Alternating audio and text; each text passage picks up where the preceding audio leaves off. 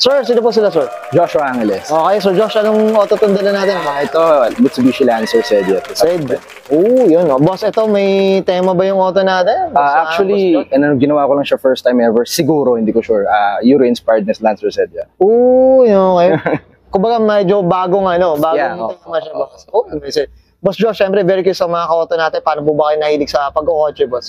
Dati din, Corolla, then puro performance parts. Lahat performance cars, ganyan, JDM straight. Then after nun, nagsawa eh. So, lumagay tayo sa tahimik na buhay. Tayo dito sa Euro-inspired lang na all the aesthetics. Ano lang eh, no? Tito-tito lang eh, no? Tito spec eh, no? Tito spec talaga. Diyos ko. Guilty tayo dyan, boss Josh. Diyos ko sa mga naka-tito spec dyan, ha? Euro-inspired ng yan ang yung parang last no? Parang last resources. Ito na yun. Final boss na yan. Dami ko tawag. Boss Josh, syempre din sa auto culture, okay lang po ba? Check natin loob, labas, makina. Okay lang po? No problem. No problem. So, tara dito natin. Tough long battery. Tough and long battery.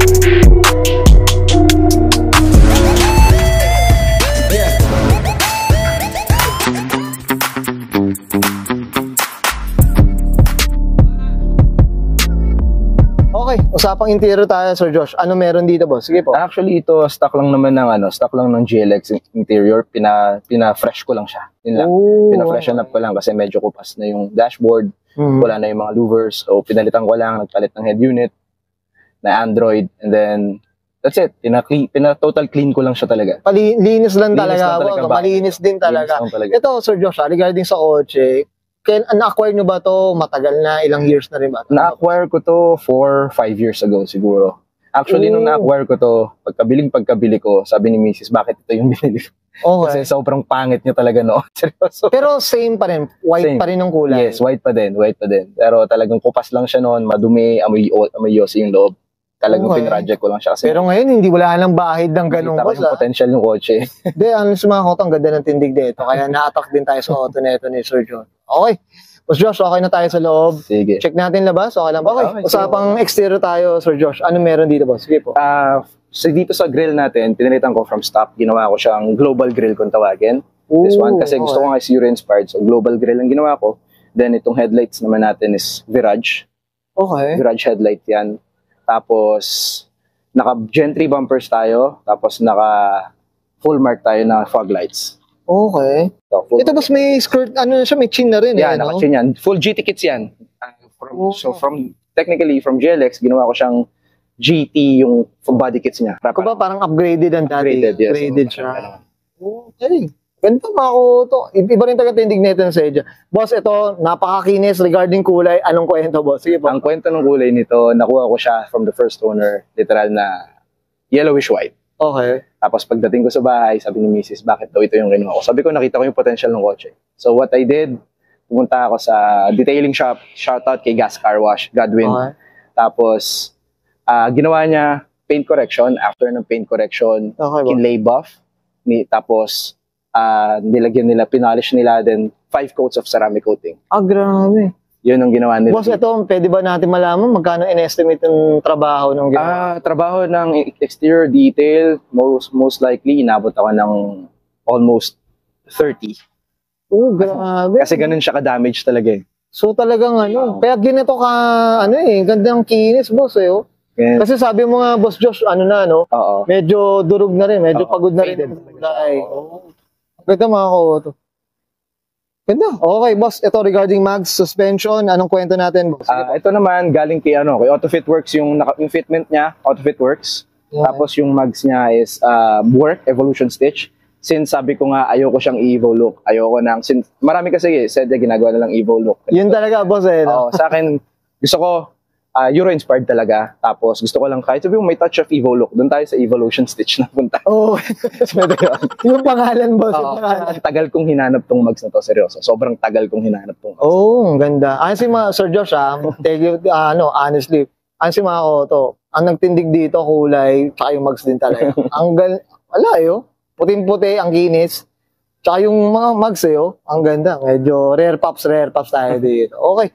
Boss, ito mga salamin natin, Salamin tintless, naka ceramic tint na rin to. Ceramic tint ng BF Film. Okay. Tapos, para lang ano siya, para... Anong kulay ba to? Bluish. Bluish, ayun.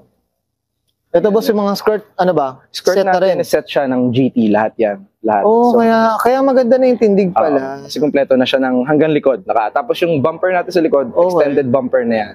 Mas mahaba na siya kaysa dun sa stock. So parang ito na yung pang Evo na, ano? Ito na yung Evo ba na? Sedya to ng ano, Sedya ng Sedya na. US, CS3. Ay, ng ano, Okay. ang Australia. Australia. Australia. Itong ilaw naman natin, boss. Ano lang yan, clear taillights lang na replacement. Replace. Oh, pero ganda. Mm. Iba rin taga pag puti na, puputi mo pa eh, no, Yes, boss, no? Oo. Clear na, kikilirin mo ba? Ang ganda mga ko. Sko. Iba rin taga tindig ng sedya dito. Okay, well said.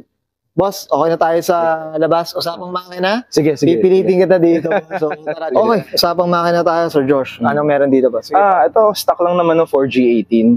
Wala akong binago. Ginawa lang namin is nirebuild lang namin yung makina. Okay. Doon Kasi- nakuha mo siya, boss. May, ano ba, may problema sa makina ba? Nag-overheating, normal na problema. Mga basic, Basic na problema. Ang ginawa ko, pinalitan, literal na actually halos change all na tinawag. Okay. Distributor na rin na yung stock dyan.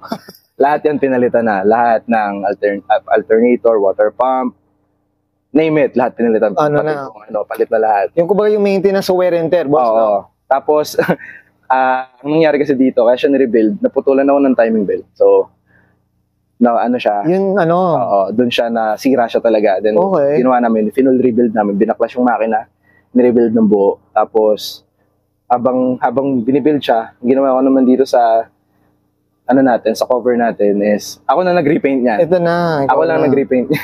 Oo, okay. Kasi, favorite ni Mrs. yung Yellow. So, Yo, Diyos ko, may touch pala ni Mrs. to, ni White. Up tayo dyan kay Mrs. Ayan, up tayo dyan. Kailangan masunod yan. Okay, boss, ito regarding consumption at maintenance. Kamusta naman, Sir Josh? fuel Para sa mga consumption- naka-Lancer dyan. Sige, boss. Fuel consumption, city driving medyo malakas. Like mga 9 to 10 kilometers per liter. Tapos kapag naman long drive tayo, expressway, nagto 12 to 14 naman. Okay. Ang pinakamatipid kong na-experience siguro dito from Imus Cavite hanggang Bongabon, pabalik ng Cavite, 2,000 isang buo. Oo. Yun na yun. Nag-gasap ako ulit dito na ulit sa Cavite. Kumbaga tagang sulit, boss. Sulit, Sulit na sulit. Ayan, no? Pero sa bagay, kasi pag city driving, dahil may traffic na. Oo, may hindi traffic mo change of maiwasan gears. Yun yung ano natin. Yun na yun. Tsaka, syempre, yung pag luma rin yung auto, Oo. may wear, na rin. May mga na talaga. Nandun na yung wear and tear din talaga. Oo. So, yun na talaga. Okay. Well, na yan? Mandate na natin yan. Okay. So, Josh, okay na tayo dito, boss? Sige. Oh. Ayan, okay, yan guys, makita natin interior, exterior, tsaka engine bay. Siyempre, usapan tayo. Euro inspired dito kay Sir Joshua Angeles. Boss Josh, siyempre, shout out na tayo, boss. Kita go. Una, shoutout kay Godwin sa Gas Car Wash para sa paglinis, pag-aalaga ng auto. And Jello Parts, Angelo De Jesus para sa mga parts itong sedya ko. Pagkatapos, TIE family, like sila Jay Amit, sila yung nag-accept sa akin na first Lancer sedya na Euro inspired. Ooh, up tayo Tsaka dyan. shoutout kay Mrs. and sa anak ko. Yung, yan, syempre. Yan. Kailangan up natin lagi. Okay. So, Josh, okay na, boss? Okay na. Okay, sige, sabahin ka na and Sir Joshua Angeles, pasok ng 2010. Usapang Mitsubishi Lancer Sedya, usapang GLX variant, usapang Euro inspired, and this is Auto Cool.